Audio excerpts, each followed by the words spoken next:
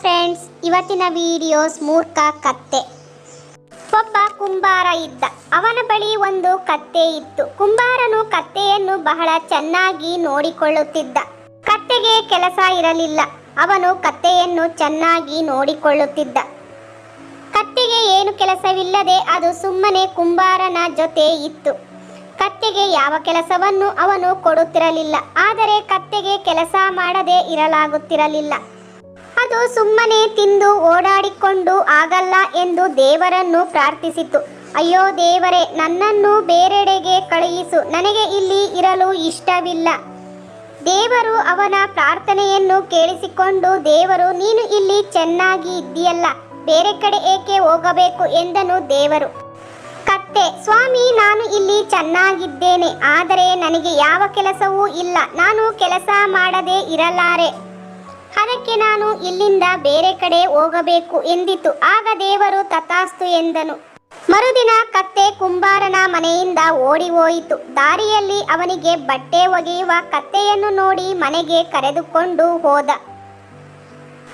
ಕತ್ತೆಗೆ ಬಹಳ ಸಂತೋಷವಾಯಿತು. ಕತ್ತೆಯಿಂದ ದೈನಂದಿನ ಕೆಲಸಗಳನ್ನು ಮಾಡಿಸಿಕೊಳ್ಳುತ್ತಿದ್ದ. ಪ್ರತಿದಿನ ಬೆಳಗ್ಗೆ ಮತ್ತು ಸಂಜೆ ಬಟ್ಟೆ ಒಗೆದು ಅದನ್ನು ಕತ್ತೆಯ ಬೆನ್ನ ಮೇಲೆ ಬಟ್ಟೆಯ ಮೂಟೆಯನ್ನು ಹಾಕಿ ಅದನ್ನು ಎಲ್ಲ ಕಡೆ ಕರೆದುಕೊಂಡು ಹೋಗುತ್ತಿದ್ದ. ಅದರ ಆಹಾರ ಮತ್ತು ಪಾನೀಯದ ಬಗ್ಗೆ ಕಾಳಜಿ ವಹಿಸುತ್ತಿರಲಿಲ್ಲ. ಕತ್ತೆಗೆ ವಿಶ್ರಾಂತಿಯೂ ಇರುತ್ತಿರಲಿಲ್ಲ. ಅದಕ್ಕೆ ಒಣ ಆಹಾರ ಕೊಡುತ್ತಿದ್ದ. ಸ್ವಲ್ಪ ಸ್ವಲ್ಪನೇ ವಿಶ್ರಾಂತಿ ಕೊಟ್ಟು ಮತ್ತೆ ಕೆಲಸದಲ್ಲಿ ತೊಡಗಿಸಿಕೊಳ್ಳುತ್ತಿದ್ದ. ಕತ್ತೆಯ ಬೆನ್ನಿಗೆ ರಾಡಿನಿಂದ ಹೊಡೆಯುತ್ತಿದ್ದ.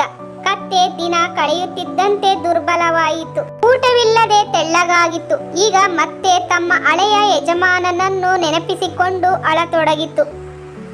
ನನ್ನ ಹಳೆ ಯಜಮಾನ ನನ್ನ ಪ್ರೀತಿಯಿಂದ ನೋಡಿಕೊಳ್ಳುತ್ತಿದ್ದ, ಹೊಟ್ಟೆ ತುಂಬ ಊಟ ಹಾಕುತ್ತಿದ್ದ, ಅವರನ್ನು ನಾನು ಬಿಟ್ಟು ಬಂದೆ ಎಂದು ಅಳತೊಡಗಿತು.